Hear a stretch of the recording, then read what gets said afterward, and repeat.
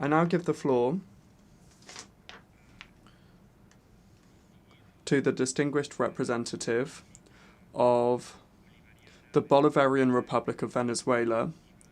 His Excellency Yvan Gil, Minister of Popular Power for Foreign Affairs of the Bolivarian Republic of Venezuela.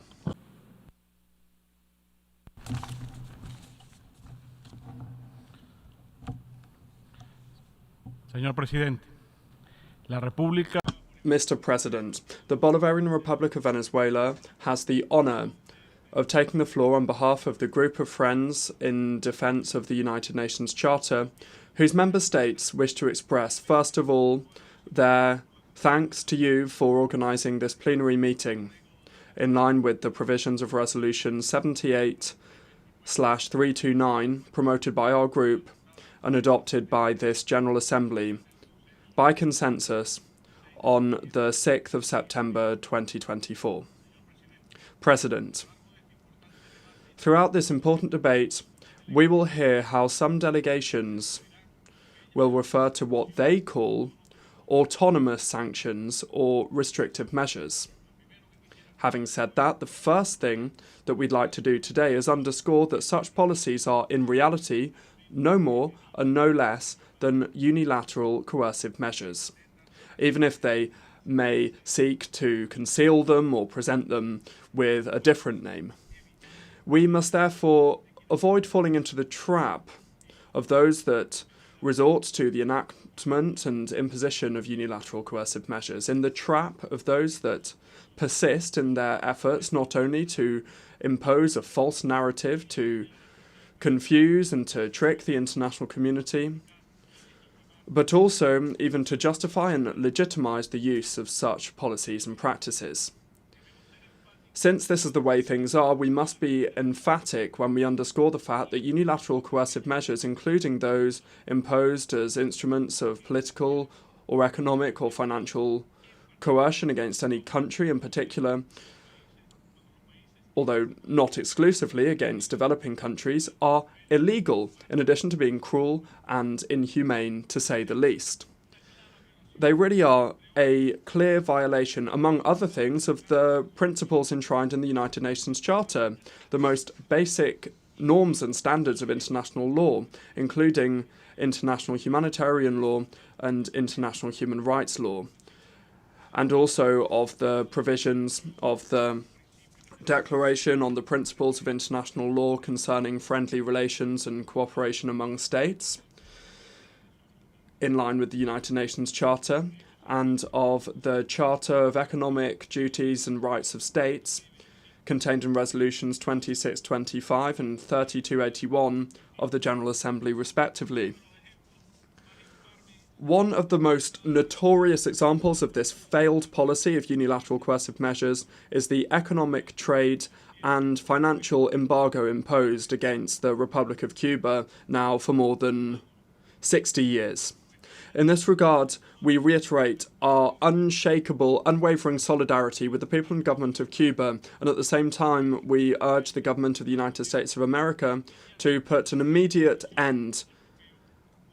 without conditions to the embargo against this brother country and to remove them from the arbitrary and unilateral list of states that supposedly sponsor terrorism.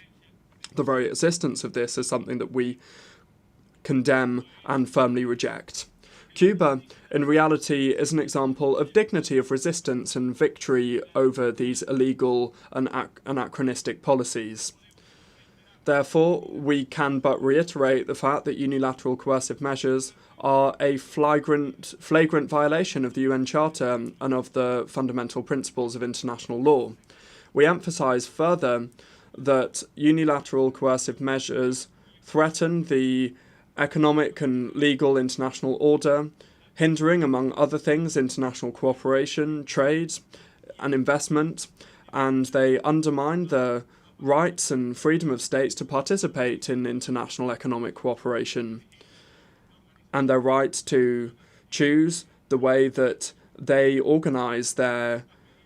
foreign economic relations. These legal measures also infringe on the sovereign and inalienable rights of states to choose their economic system without coercion or threats of any type.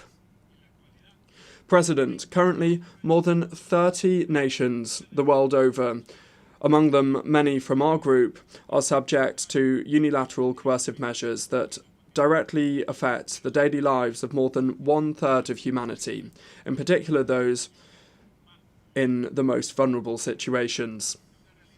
This is a reality that has created a systemic crisis in the whole international relations system, and that does not only continue to erode multilateralism, but also increases uncertainty, instability, mistrust, and tensions across the world, and this at a time in which we are facing huge and deep-running challenges and geopolitical complexities. Therefore, they really are a global problem that require a global solution. And that's why today's debate is so important in this most representative and inclusive forum of humanity. In this regard, we must underscore the fact that currently we are bearing witness to a new generation of this type of illegal measures that are much more cruel and destructive than they ever have been in the past. They use pain and suffering that is inflicted deliberately as a way to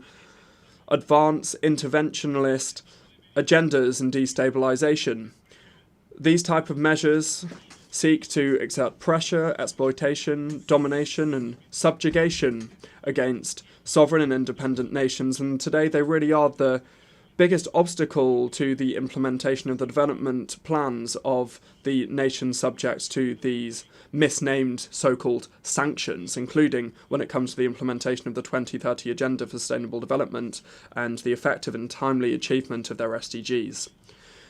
And if this were not enough, today we are bearing witness to an escalation of unilateralism and intimidatory practices, in particular by way of supposed tariffs. A reality that can be added to the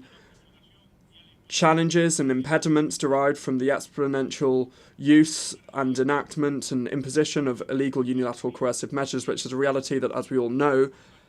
has already had and continues to have a significant impact on international relations. However, it is important to underscore that the so-called tariffs that today are being imposed are pursuing different objectives. And in reality, they are pursuing similar objectives to the unilateral coercive measures that the United States government has embraced for decades. Coercing and subordinating the nations of the developing world in order to preserve their agendas of domination and to advancing their selfish neocolonial and geostrategic interests. President, unilateral coercive measures, we must say this clearly without ambiguity, are causing also grave and negative repercussions in the humanitarian realm, threatening the life and well-being of people that these sanctions are levied at, bearing in mind that these illegal measures hinder or interrupt, among other things, access to services like healthcare, access and acquiring of medication, medical supplies, equipment and services, as well as the development, procurement and provision of vaccines. They also are causing effects hindering access to medications that save lives and can treat disease, including treating rare diseases and non-communicable diseases. Unilateral coercive measures are also a stumbling block to international cooperation and limit the capacity of states affected to access and acquire investment in foreign technology and the goods and services that are required to address, among other things, problems when it comes to climate management and action. The imposition of these illegal measures also are an obstacle to achieving international funds from credit bodies that support the financing of projects in different areas. Furthermore, UCMs are also having a negative impact on international civil aviation, affecting its security and protection, including the security and protection of passengers at a time in which we are seeing an undermining of the efforts of the international aviation system, and it's necessary to establish a fair and effective system for the international community as a whole, and also to reduce the greenhouse gas emissions. Unilateral coercive measures have also had an impact on the situation in Palestine. Let's remember in this context what the United Nations experts have said when they stated that due to the fact that a significant proportion of the taxes levied by the Palestinian Authority are collected by Israel, that means that the Palestinian Authority is exposed to unilateral suspensions by Israel of transfer of the income money received, which can be considered as unilateral coercive measures that are contrary to international law. This is a reality that has the potential of aggravating further the suffering caused by more than 7 decades of illegal occupation. What's more, it must be underscored that in some cases, unilateral coercive measures limit the capacities of states to provide assistance, despite their genuine interest and political will to do so, and these could serve the goal of alleviating the persistent suffering of the Palestinian people. President, as we see the consolidation of a new multipolar world, unilateral coercive measures have also become a means of achieving unfair competition. The reserve currencies are used as weapons in the sovereign property of states, and it means that the sovereign property of these states is blocked arbitrarily or even confiscated. As a result of this, any country that depends in one way or another on the markets, technology, and the financial assistance of the West, and that may have financial reserves in Western jurisdictions, are vulnerable to facing the risk of a total loss of their assets. Such aggressive measures seek, among other things, to strangle the global south and to undermine their potential for dynamic economic development. And the ulterior goal of this is to eliminate competitors and to consolidate the vision of the developing world as a mere purveyor of raw materials. It's also a new form of colonialism that seeks to hinder development, to erode the basis of multilateralism, and to entrench the gap between developed and developing countries. It's therefore essential to break these patterns of domination that are rooted in colonial history and mentalities, and these things still persist today. It's urgent to pave the way towards a more just and multipolar world that encourages comprehensive and sovereign development without coercion or exclusion. And the fact is that unilateral coercive measures, whether we see it or not, do indeed affect all of us equally, directly or indirectly. And the nations that these UCMs are levied against, they are gravely violating and having a negative impact on, among other things, the full enjoyment of human rights, as well as the procurement of goods and services, financial and technical assistance, technology transfer, capacity building, and South-South, North-South, and triangular cooperation. Globally, directly, they deliberately exacerbate the multifaceted crisis that humanity today faces, and they interrupt supply chains and distort the markets.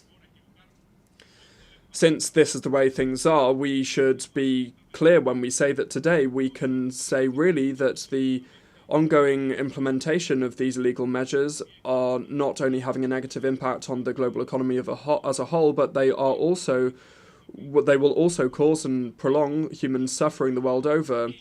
unless they are completely, unconditionally, and immediately halted. Having said all of this, I think we can certainly conclude that unilateral coercive measures, in addition to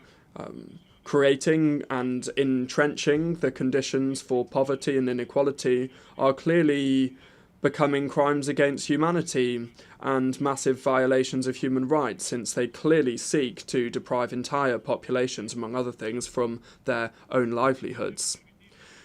We cannot allow them to trick us or convince us otherwise. In this context, it's important to underscore that the so-called humanitarian exemptions on these unilateral coercive measures are a mere fantasy. They're an illusion that, although they may exist on paper, the reality is that in practice they have shown to be ineffective or even completely inexistent, as has been confirmed not only by the suffering of and pain of entire nations subject to such illegal measures, but also by the independent experts of the UN itself. President, in the absence of the complete, immediate and unconditional elimination of the unilateral coercive measures, and aware firsthand of the effects that they have, among other things, on the capacity to engage freely in trade and investment between independent and sovereign nations, we express, above all, our commitment to a multilateral system grounded both in the World Trade Organization as well as in the United Nations Charter.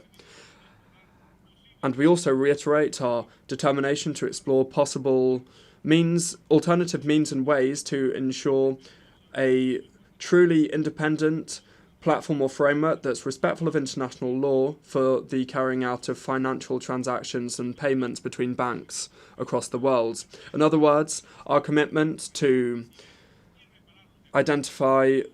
different ways of countering, mitigating and repairing the adverse effects of unilateral coercive measures, including through the possible establishment of a safe space or zone free of UCMs in which we can engage in trade and process payments without the danger or arbitrary impediments that we're seeing imposed against us in a punitive nature, to thus ensure the well-being of our peoples as well as the development of our nations, or setting up a concrete roadmap that enables us to reduce dependence on international trade in currencies that are vulnerable to being used to apply UCMs or to sustain monetary hegemony of one state over the global economy. In this regard, we underscore the urgent need to advance in the proposal presented by the Islamic Republic of Iran to the Special Committee on the UN Charter, precisely on measures to prevent, remove, eliminate, minimise and repair the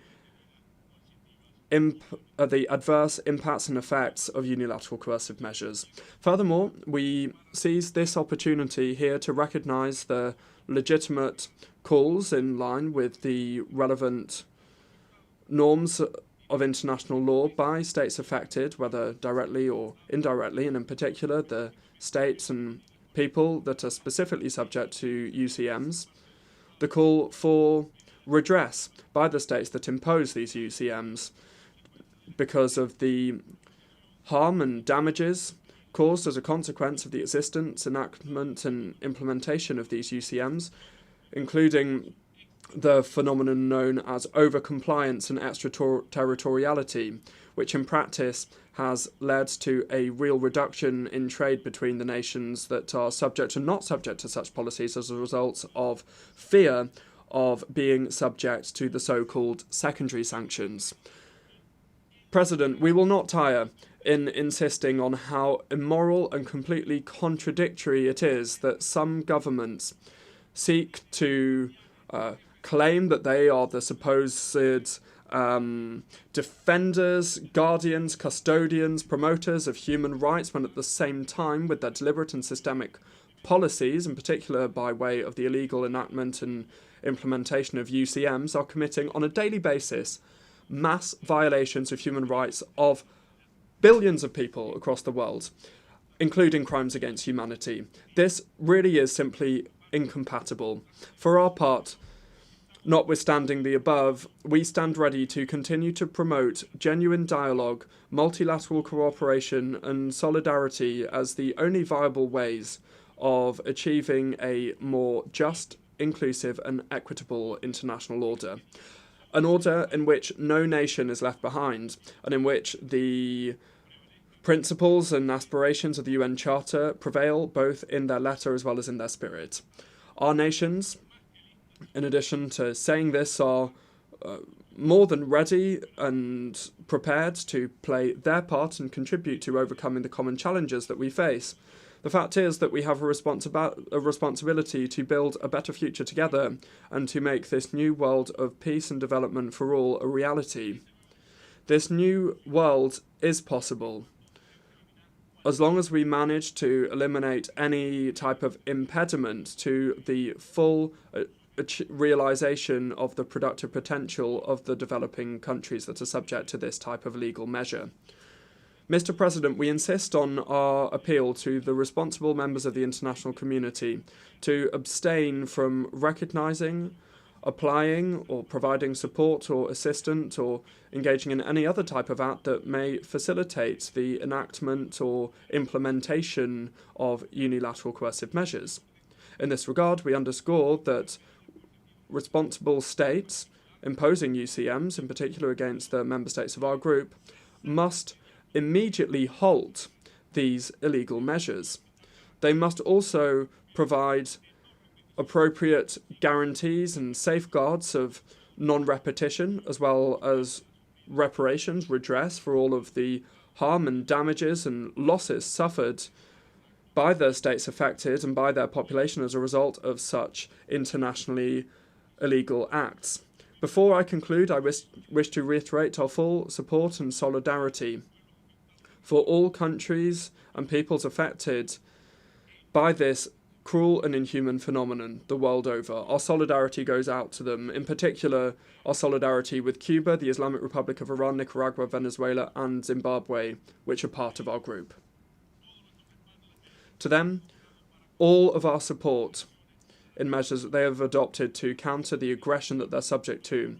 as part of their ongoing efforts to not only ensure the well-being of their people and the development of their countries, but also to move once and for all towards the achievement of a world free of unilateral coercive measures.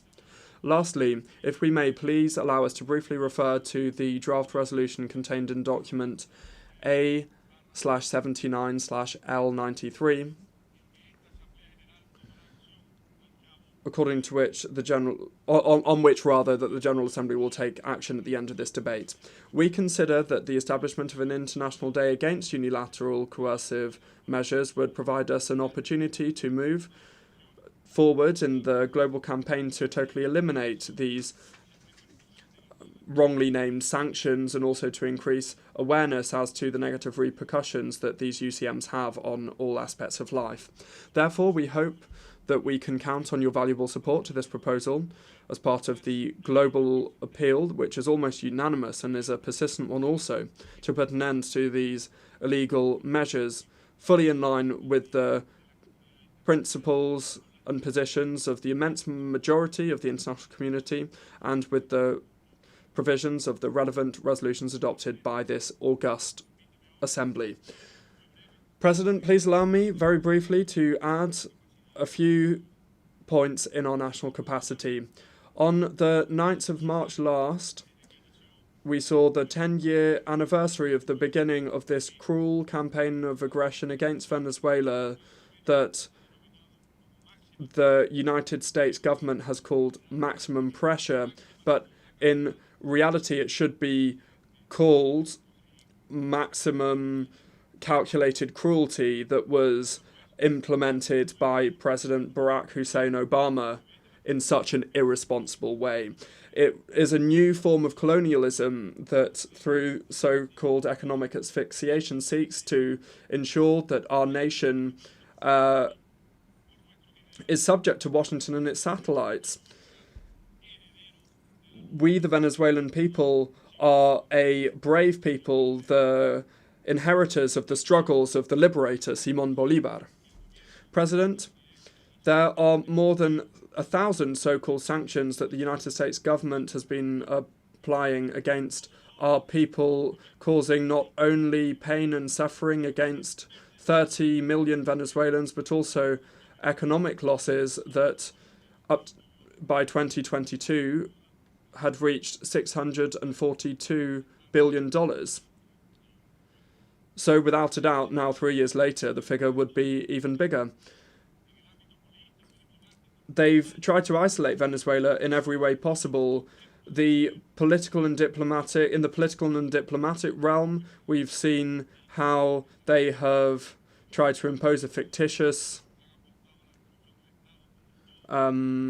authority against us, and in the social area we've seen the destruction of the state and all of its capacity to provide well-being to our people. The goal has always been the same, that is, to move forward with a policy of regime change that has failed and will continue to fail. Today, despite all of these aggressions, despite the attempts of military invasion, despite the attacks, despite the lawfare, despite the assassination attempts against the president and high-level officials, despite the violence and the unilateral coercive measures, Venezuela is one of the countries with the highest levels of political and social stability in our hemisphere. Our economy has been recovering in recent years under the leadership of President Nicolás Maduro Moros, and a reality that the traditional media will never report. President, for every day that this terrible policy against Venezuela continues, the alternative economic, political, social and cultural development capacities of our people will be entrenched, and Venezuela will see a torrent of new opportunities. Thanks to our own efforts, our people have resisted and have overcome the attempts of those who are trying to kill us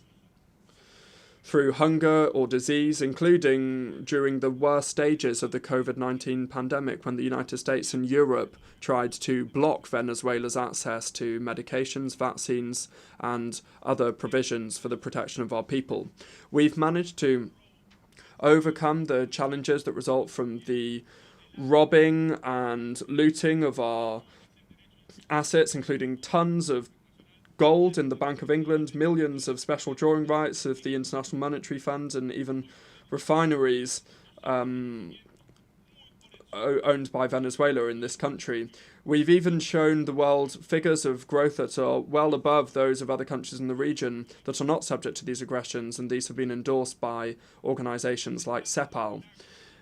This is not a miracle, like some people might say, but rather what it is an